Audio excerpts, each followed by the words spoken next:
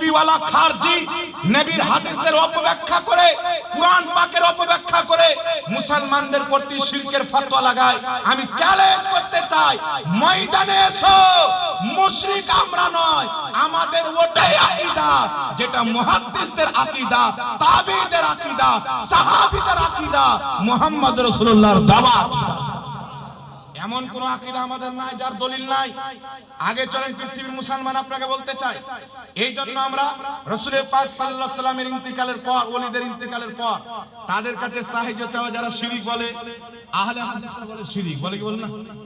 তা আমি বলতে চাই, ইমাম ইবনে হাজার আসকালানী তো সাহায্য চেয়েছেন, ইমাম ইবনে হিব্বান তো চেয়েছেন, ইমাম সাহাবী চেয়েছেন, ইমাম মুনকাদির চেয়েছেন।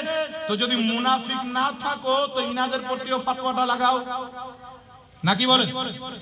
না আমার বেটা রোজার অবস্থায় ভুলে কিছু খেলে রোজা ভেঙে যাবে, আর আপনার বেটা খেলে ভাঙবে না নাকি?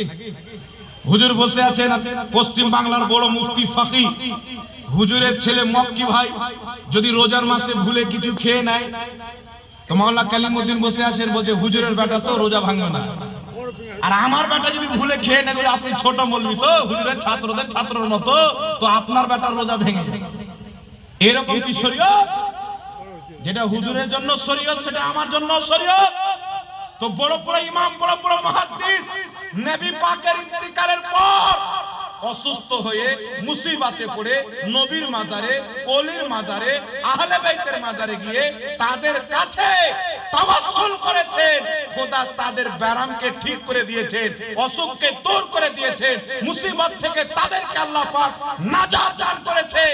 তো তারা যদি আউলিয়া আল্লাহর ওসিলা তলব করে, মুস্তাফার ওসিলা তলব করে বড় বড় মুহাদ্দিস থাকে, তো আমরা তাদের ওসিলা তলব করে আমরাও সবচাইতে পাক্কা মুসলমান থাকবো।